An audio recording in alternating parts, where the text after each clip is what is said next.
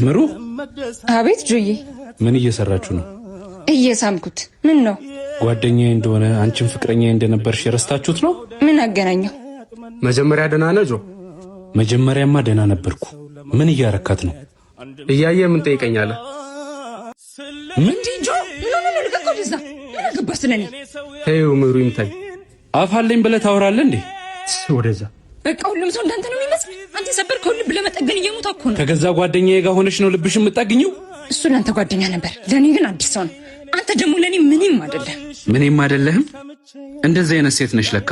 ለነገሩ አንቺ አላጠፋሽም፣ ጓደኛዬ ነው የሚያስጠቃኝ።